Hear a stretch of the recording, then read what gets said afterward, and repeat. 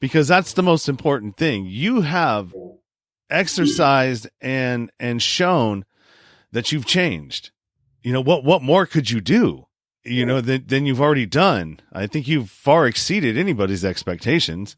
So I want to go back to my childhood because, you know, being a victim of child abuse and a witness to domestic violence abuse against my mother, it shaped me in a way. And when I was in fourth or fifth grade, and so much of that stuff from my childhood I blocked out, but I had a stepfather that literally almost beat me to death. And, you know, so that really messes with the kid's head.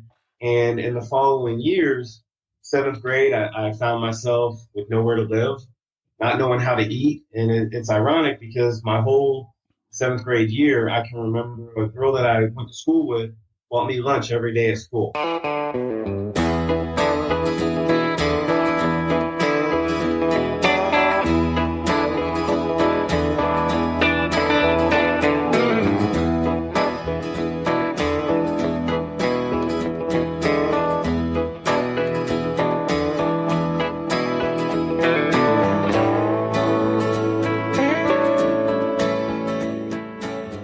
What's up? This is the Nowhere to Go But Up podcast, and I'm your host, Sean Dustin. A couple of announcements before we get to this show. The Con episode 1, you can catch tomorrow night at 8 p.m. Eastern time. Watch it free. Go to thecon.tv/event or to the link below in the description. You can catch the last podcast that I did with Ricky Verandis and myself, talk to the producer of the Con, Patrick Lovell. It was a really good episode and a conversation. You can check that out. Also, the link is below. All the ways to connect to the show, other podcasts that I've been on as a guest, also direct links to iTunes, Spotify, Stitcher, YouTube, and all social media links. Check out the Linktree link in the description. Also, Patreon is up. If you want to help support the show, one of the ways that you can do this is to become a Patreon. And there's a couple of different levels of support that you can give over there. So also there will be links in the description as well. And then one other thing that I'm looking for is if anybody out there knows a retired AUSA, or if you don't know what that means, a federal prosecutor, a retired federal prosecutor that's willing to come on my show and talk to me about conspiracy law in regards to the federal system. So, to my guest today, we are talking with Richard Midkiff, and let me get this off here real quick. And Richard had served 23 years on a 39-year bid for murder when he was 17.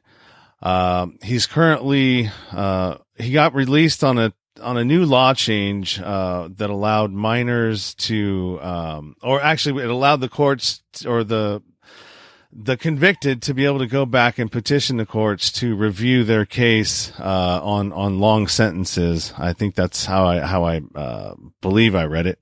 But I'm going to let Richard tell you his story and why we're actually here. Richard, good morning.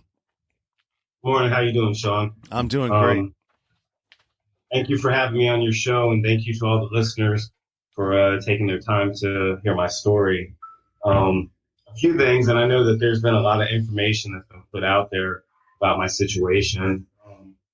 I was actually 19, and my co-defendant was 17. What happened back in 1996, both of us were just in a bad place.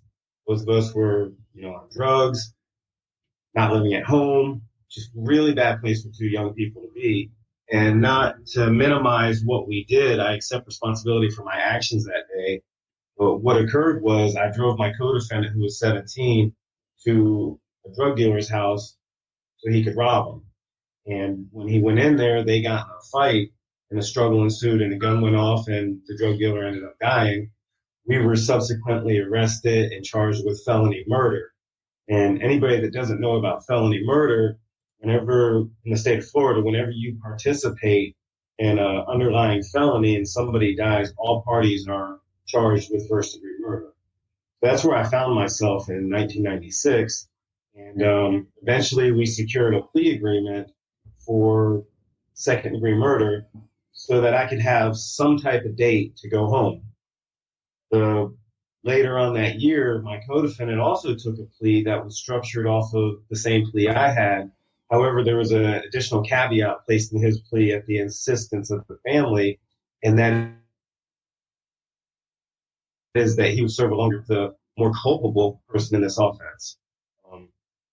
As the years went by and he attempted to litigate through the courts, this is what they said to him is, we have a quid pro quo agreement with you and the co-defendant, and if we reduce your sentence or let you out or anything like that, it will violate his rights.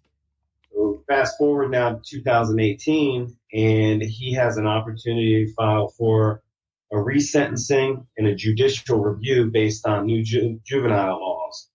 And he goes to that, and even in that hearing, the state attorney said, well, wait a minute, this is going to be unfair to Midkiff. We may need to go look at that. And the judge proceeded to resentence my co-defendant and release him. When I found out, I prepared a motion to enforce the stipulation in the plea agreement, and the judge brought me back to court.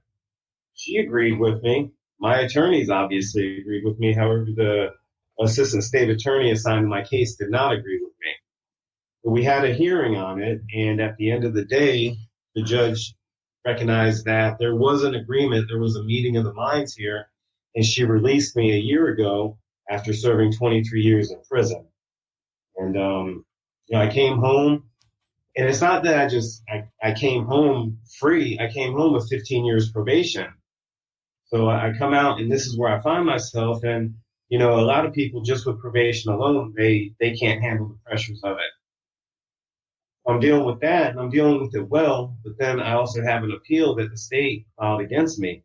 Both of these things going on at the same time as I'm trying to build my life and create a business and continue to help people like I was doing in prison, and I've been successful at all of that since I've come home.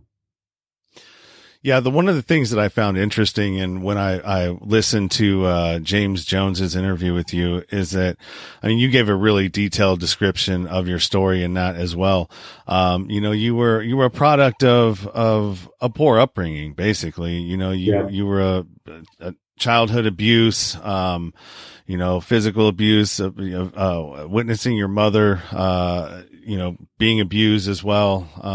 So you really. The one thing, being an addict myself and somebody who struggled with that and grew up in an abusive household as well, it's trauma, and it really, you don't know what's going to cause the trauma and how it's going to manifest itself in a child's life or a person's life. And for you, it manifested itself in that way, right? And also too, that like when you were doing your time, you had no idea that any of this was even going to transpire. And from the beginning of your sentence, it sounds like, once you got there, you kind of had a clear idea of what you wanted to do with your time.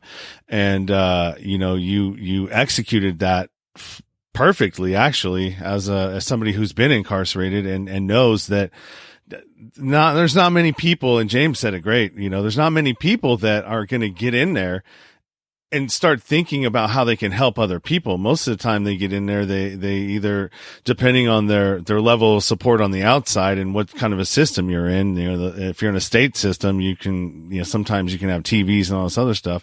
And there are guys literally that will never leave their room, and just watch TV and just go to chow or their job or whatever, and they just stay away. So to be able to, do what you've done, which you've started a couple of organizations while you were in there, programs and other stuff to help other inmates get out or help them, with things like financing, knowing how to, you said it perfectly when you explained it. I'm going to screw it up. So why don't you go ahead and talk a little bit about that, because that's the most important thing. You have exercised and shown that you've changed. You know, what more could you do? You know, than you've already done. I think you've far exceeded anybody's expectations. So I want to go back to my childhood because, you know, being a victim of child abuse and a witness to domestic violence abuse against my mother, it shaped me in a way. And when I was in fourth or fifth grade, and so much of that stuff from my childhood I blocked out, but I had a stepfather that literally almost beat me to death. And, you know, so that really messes with the kid's head. And in the following years, seventh grade, I found myself with nowhere to live, not knowing how to eat. And it's ironic because my whole seventh grade year, I can remember a girl that I went to school with bought me lunch every day at school. And I've thought about it for years. And outside of that, I don't remember eating anything else. I'm sure I did, but it was just that kindness. This little girl knew I was going through something, but she didn't know what I was going through. And she had mercy for me. She had grace for me. When I turned to drugs, you know, kids look for that positive affirmation from their mom or their dad or their guardian, whoever it is that's over them. And if you don't find that, you're going to find it somewhere else. And that's what I did. And it was ironic because when I first used drugs, I was like, oh, wow, all my problems are gone. So I felt good. And it has been a long time since I felt good. But being a kid and not really understanding the impact and ramifications of drug use on a child and the impact it has on your rational, your judgment making, your growth, your maturity, all of these different things I had to learn later when I was a man, and I had to realize why it was I was using drugs. And all it was for me was an escape. It was an escape from my reality. And every time I used drugs, it seemed like everything was good until I sobered up. Then everything was bad, but it was worse because more problems come. And it just kept snowballing. And it took me some time to really understand the why in that. And when I was arrested, it was that first moment in my life where I said, no matter what comes of this, I'm going to make something of my life. I have no education. I can barely read, write, count, all of that. I can barely do any of that. But I'm going to do something here. And I spent 3 years in the county jail waiting to go to prison. And I spent that time reading and trying to do all I could. And in county jail, there's really not anything for somebody that's in there in a max one cell. So I get to prison and I'm like, okay, I want to do something, but I don't know what. And I'm just a kid. So I spent my time educating myself because, again, when you get into prison with a long sentence, there's no programs available to you. So my best friends became books. I started studying history and politics and literature and math and all these different things that I neglected in school. I finally got to a place where I could get my GED, and I secured my GED in 2004 at Avon Park Correctional Institution. But then I was told, well, you can't go into vocation because you have too much time. And we went back and forth on that. And it was at this time that I decided, I was like, you know what? I'm going to teach myself how to trade stocks. Because my thinking was, well, I'm going to be in here for a long time and I need to have and be able to do something when I get out. And really, who's going to want to hire me? So I need to figure out a way to be self-sufficient, be able to provide for myself. I started teaching myself stocks, and it took a couple years, and I saved up a little money, and I got into the markets. And that's how I was able to support myself while I was in prison and send money home to help my family. Because that was important to me because I have these little nieces and nephews coming into the world, and I know what world they're coming into with my family.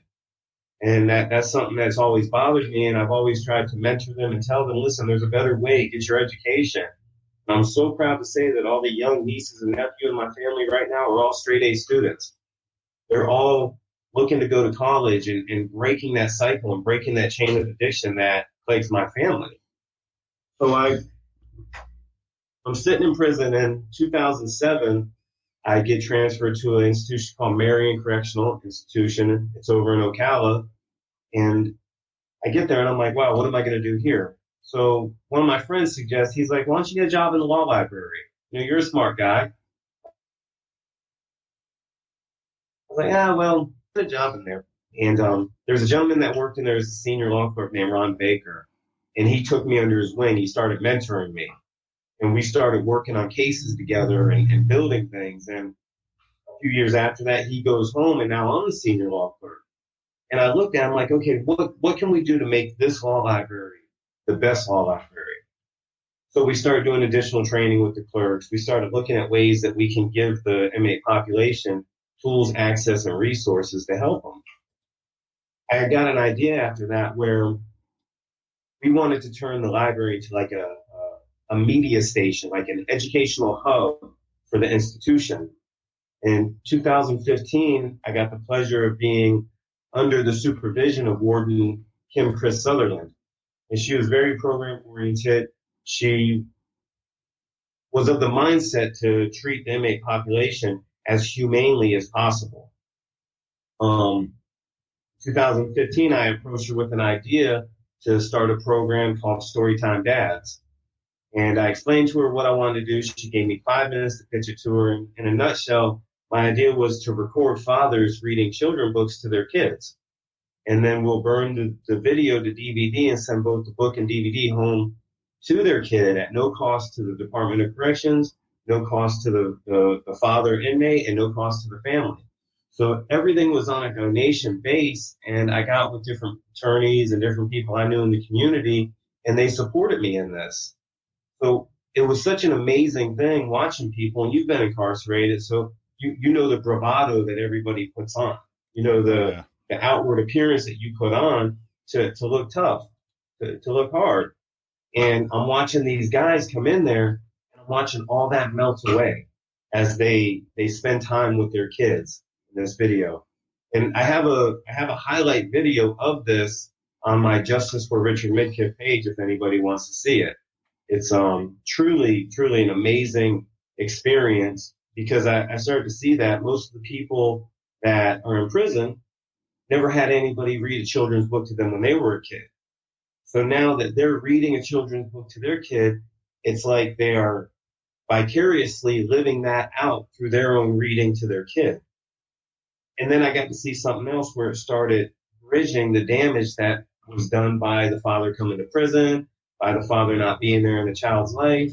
And it all hit home for me on Christmas Day, 2015, when a little girl came up to me and said to me, I just wanted to thank you for making it so my daddy could read to me.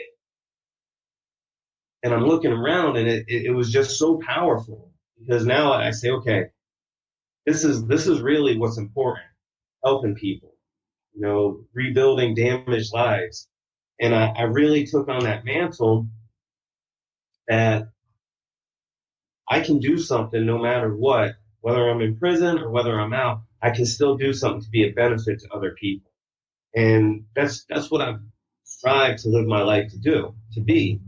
I made terrible choices in my youth, and I'm never going to minimize that or take the easy way out and say, oh, this was just one bad choice. It was choice after choice after choice, week after week, year after year, that led me down to this. So now I want to make choice after choice, week after week, year after year, being the best me I can possibly be for humanity, for society. And that's been my life mission. In 2016, they allowed me to start a program called SAGE. And SAGE is a personal development program that teaches about 14 classes a week to the inmate population, where people from the surrounding community come in to teach these classes. So we have people that are real estate agents. We have branch managers from banks coming in. We do seminars where people who write books come in and they talk about the process of what you have to do to write and publish a book. We do financial classes, communication classes, reflective listening classes. We have people from the suicide hotline came in and taught a class on conflict resolution, how to effectively listen to somebody who's going through it. Because in prison, there's a lot of people going through a lot of things. And it's not just the fact that they have a criminal case, it's they've lost a loved one, their wife has left them, they're they're having health issues, all these things come up. So they say that the person closest to the problem is the one best suited to fix that problem. And I took that to heart. At the same time the SAGE program was going on, Warden Sutherland asked me if I would create a career resource center in the library. We created that specifically geared to help inmates that were 6 months from going home. And at the time, I've got like 25 years, and I want these men to go out and succeed. I want these men to go out and be successful and not come back to prison. Because, whether people like it or not, the majority of people in prison at some point in their life are going to be released. So these people are going to be bagging your groceries. They could be cutting your grass. So what type of neighbors do we want? What type of citizens do we want?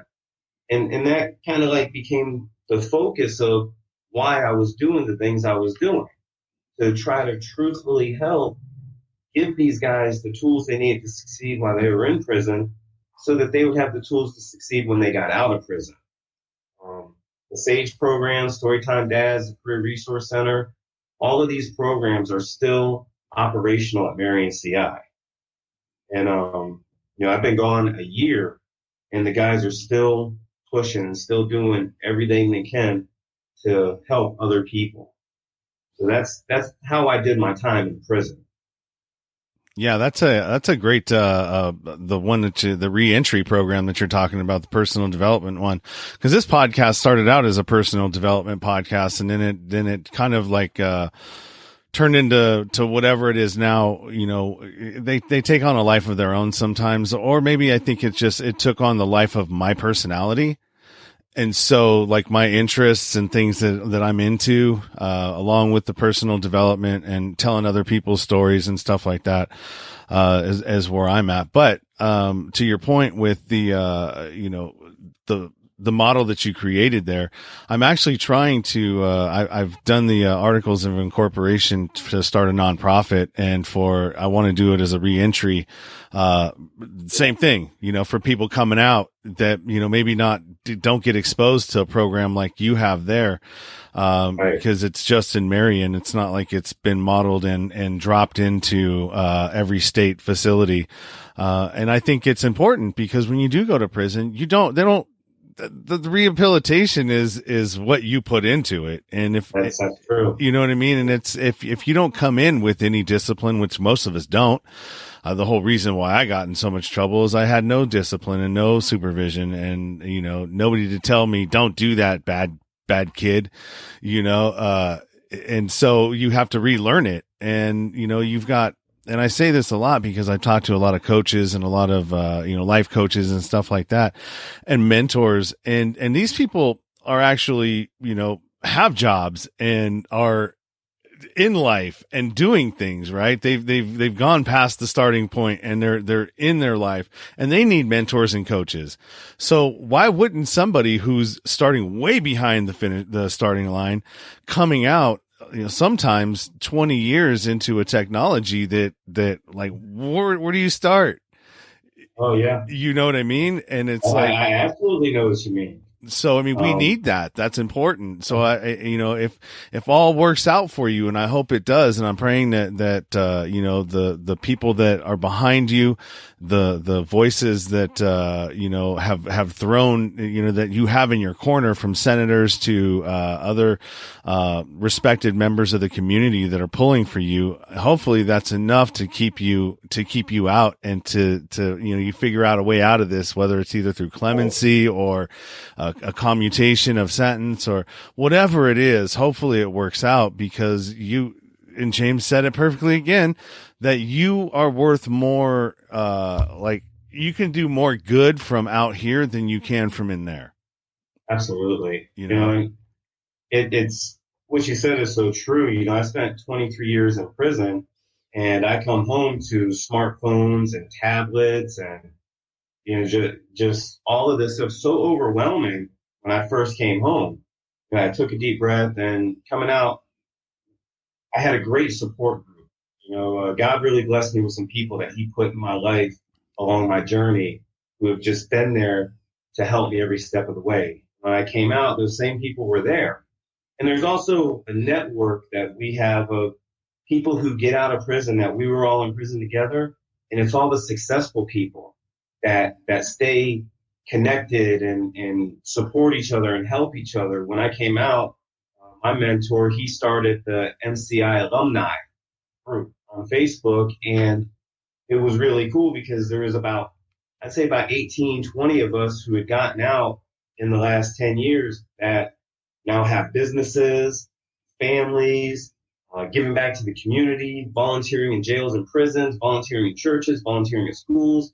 And we had a big barbecue to celebrate this because nobody hears the success stories. Nobody hears about the guy who got out, started his own business, and now he has 10 employees under him. All they hear about is the guy who reoffends. And it's on the 6 o'clock news, and everybody's, well, why did he get out?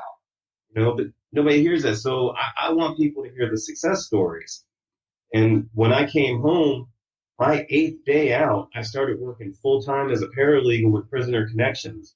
And it's a paralegal support group company that offers affordable legal assistance through attorneys to the inmate population on their post-conviction and appellate proceedings.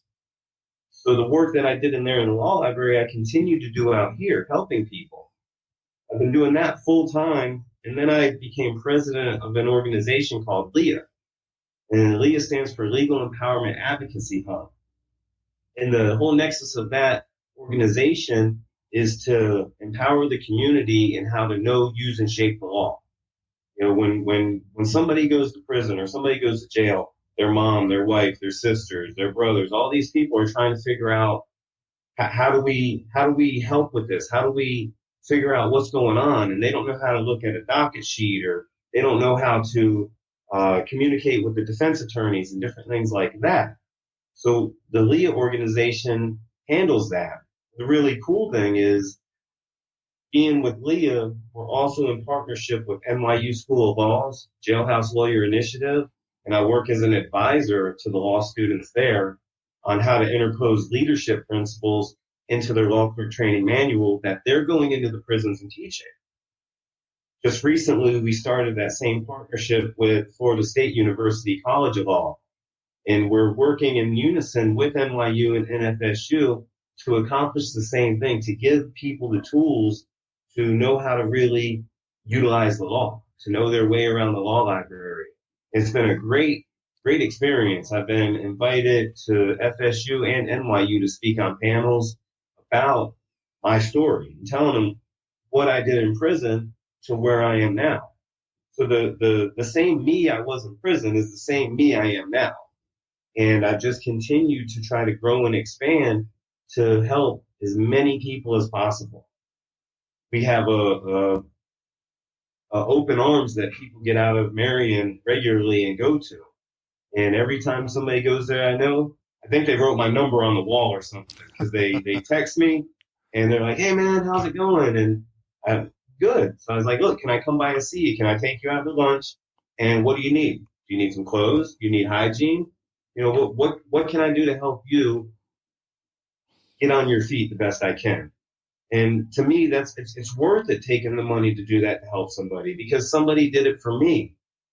But I want to give back, and I want to keep that cycle going. So, I'm sitting here right now, not knowing when the courts are going to rule on my motion, and that's the only reason I'm still out right now, because I have a motion pending in the court. I've had a clemency pending before the governor's office since 2014. I'm asking for mercy. I'm asking to look at who I've become. And, there's some senators that have publicly gotten behind me on this. There's former wardens in the Department of Corrections who are behind me on this. And they all agree that I'm the model of rehabilitation and what you want to see somebody as when they get out of prison. A law-abiding, tax-paying citizen who adds value to his community. And that's been my life, and that's what I do, and that's who I am. People can put their best foot forward for so long, but eventually the real you is going to come out. Yeah. And this is the real me. Yeah, I was thinking about that too. Just before you were saying that, I was going, the one thing about, I've experienced this because I've been an addict and, you have been as well, but your authentic self, people will, can usually fool you for maybe, I don't know, a month, 2 months. 90 days is about the point where if that's not who you really are, yeah, you'll start to see blind spots in their personality or chinks in their armor. And at about around 6 months, you're going to really know if that's who that person is, then that's who all of this other, stuff won't even be there because you're just authentic and, what you see is what you get. And, that's a perfect way to be. So what is your, like, I mean, I know how you're feeling from the perspective is that I've had to self-surrender before, but right. like I knew I was only going for 90 days, right? So it wasn't that big of a deal. Like, all right, well, I mean, that's cool. It's going to suck, but I'll be back. I'll be home soon. But you're facing what, 10 years left on your sentence? Yeah. Another decade in prison. And, it's unconscionable for me to even wrap my head around it, where it was very specific when my co-defendant and I were sentenced, and the judge was very specific when he spoke it on the record. And he was very specific when he sentenced me first and then sentenced my co-defendant to a longer sentence after me. So one of the hardest things that I've had to do since this situation has come up is go and tell my mom that I might have to go back to prison. My mom's 77 years old. She doesn't understand, law, tech. Now, my mom doesn't even know how to text. And all she could do is look at me and say, but that's not what the judge said. That's not fair. And that's so heartbreaking because, my mom, I love my mom to death. She gave me life and I honor her as my mom. And that's how I've been since I've come home. Every week, I'm to see my mom. I'm helping her. I'm doing everything I can to just lighten the load a little bit. She's got full custody of a 13-year-old and 11-year-old that she's had since birth because my sister's an addict. My mom's having to deal with this. Now she's having to deal with the prospect of her youngest son possibly going back to prison. And, it's like I'm in this dream that I just can't wake up from. Yeah. Sorry about that. I got, Richard Jones and, or Joe Martinez and account's not going to do anything for you. Hold on a second. They say it does, but it's nothing that hey that the regular account can do for you. Hey guys. The only difference in a premium account and a regular account is they will text you and let you know. Hey, when you have emails and they charge you $6. All right, sorry about that. All these guys are supposed to be watching this. Anyways, so yeah, it's definitely dude, I couldn't imagine that, man. Like you just like, what more can you possibly do?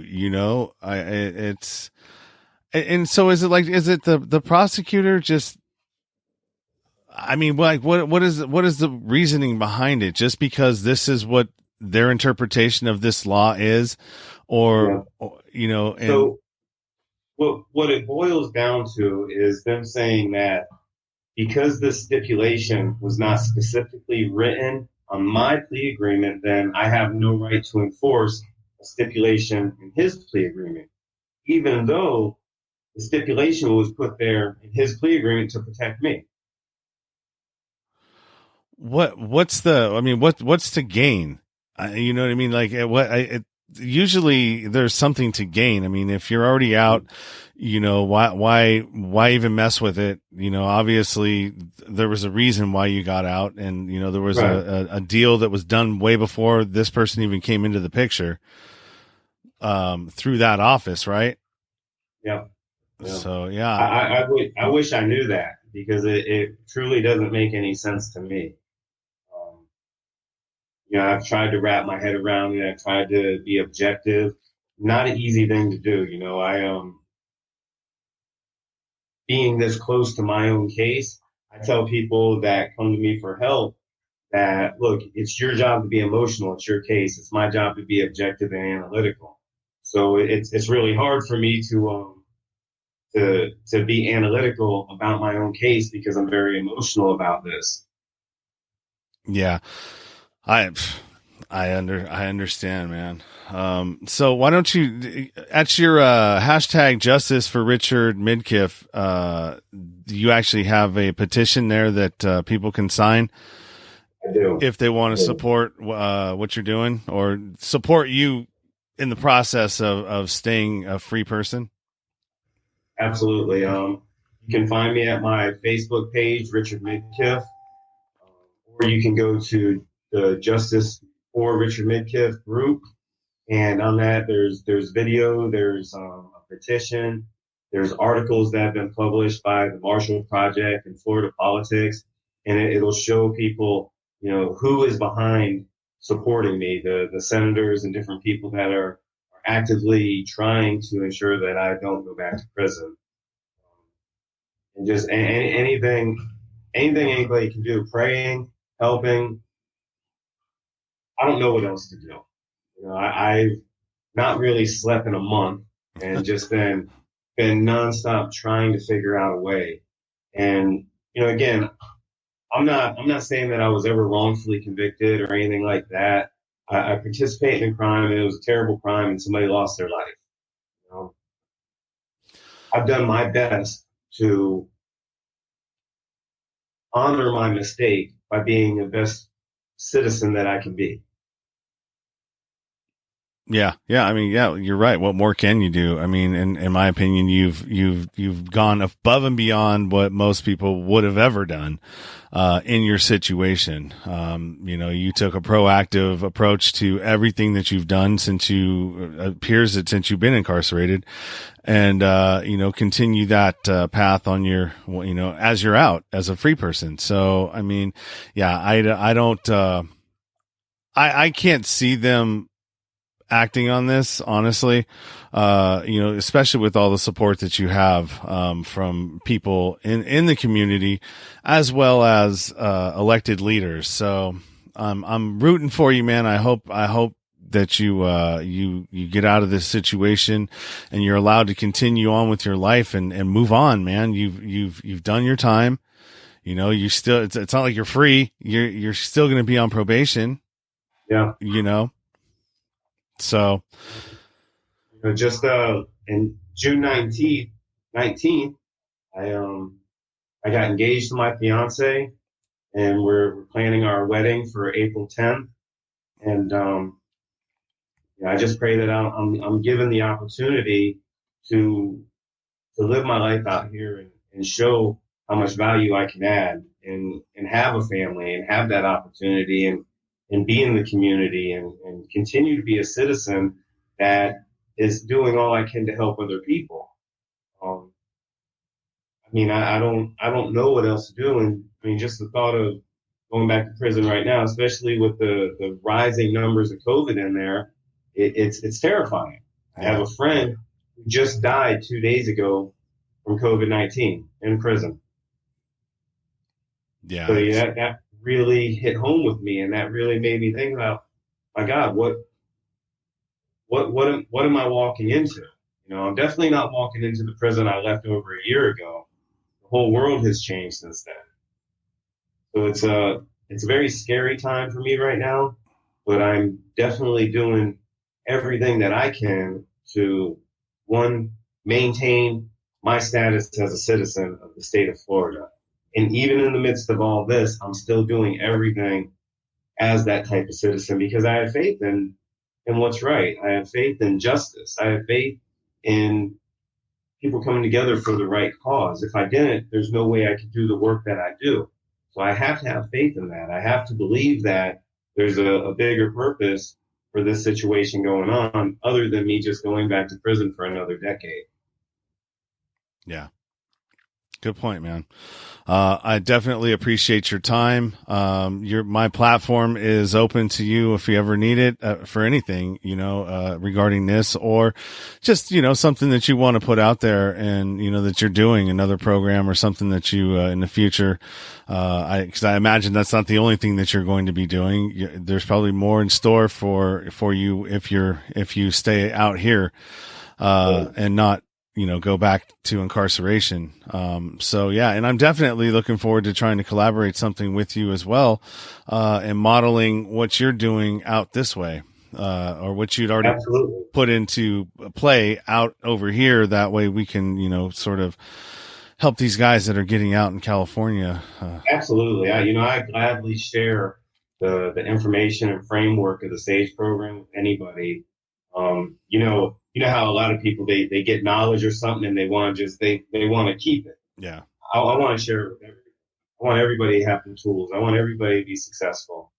Right before I was released, I got the opportunity to start a program called SAGE Prodigy. And this program is geared to deal with the young men who were 18 to 22 years old in prison. And a lot of these kids, they've been gangbanging and selling drugs and everything since they were 10, 11 years old. And now they're in prison, and you got me standing up in front of them trying to tell them why they should change and be good.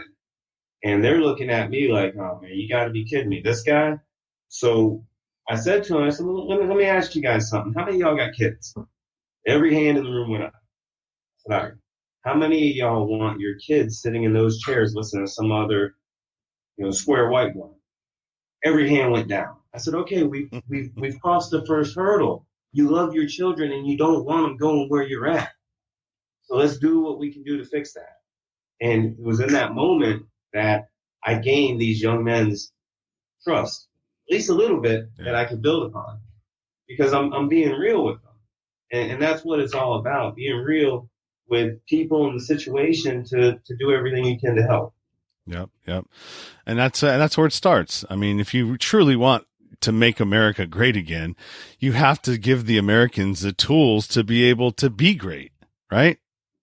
And that's where part of the problem lies, is that a lot of us are not, it's not that we're ignorant or we're dumb or we're anything. We're just uninformed on some of the things that are important to navigate this world and this life.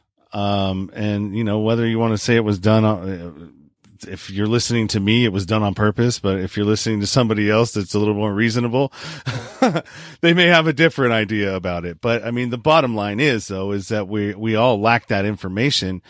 And unless you, just like in prison, unless you go out and seek out the information yourself to better yourself and make you a more informed and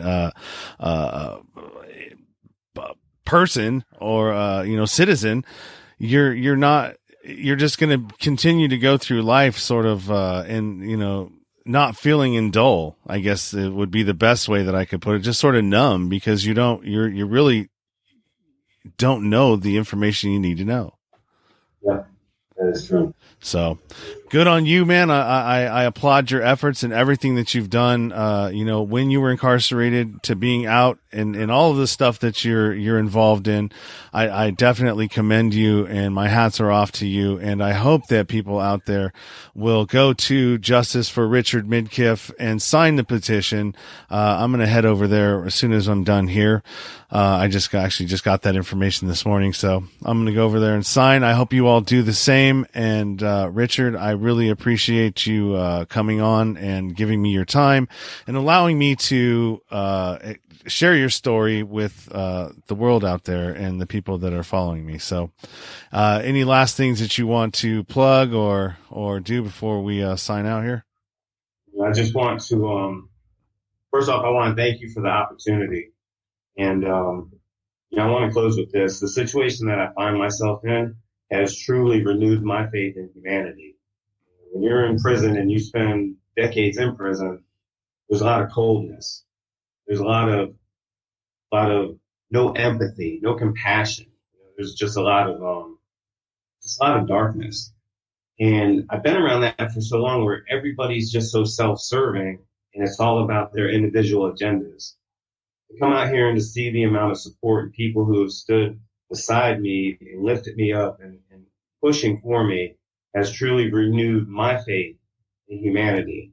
So I just want to thank everybody who has been so involved with this from the beginning. And I mean, from NYU School of Law to FSU College of Law to the team at Chicago University to Columbia, all points, everybody has just been so supportive.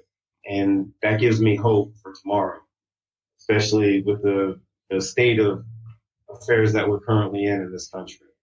So thank you to everybody for your support, your love, and sharing this message and doing all you can to help me. Much appreciation. Awesome, man. Thank you. Thank you. And also I want to apologize for the phone interruption there. That wasn't very cool, but I thought these were actually people that you'd talked to. So I thought they were calling me for a reason, and I realized that they weren't. So apologize for that. I'm not, all right. I'm not unprofessional. It just wasn't what I thought it was. So anyways, you can also, find my podcast. I do the live stream, on Facebook, live and also YouTube live, but this will also jump onto my, podcast, platforms as well, like iTunes, Spotify, Stitcher, iHeartRadio. All of those other ones, will be there shortly. And, let me see here. Yeah. And then also too, if you want to share this, you can go to my Facebook, profile page, and you can share that from there to timeline or to a group. And you can also start what is that called? It is a watch party too, as well. So that's another way that you can do it. And then, as soon as I release this as an episode on the podcast platform, I'll send you the links to that as well, in your email. So once again, I just want to thank Richard, for giving me his time and sharing his story as well as his situation with us. And I hope that we can help you in return. Well, thank you very much. And, it's been an honor to speak with you and to be on your show. Awesome, brother. Thank you. Take care, and we will be in touch. All right. Thank you. All right. Bye.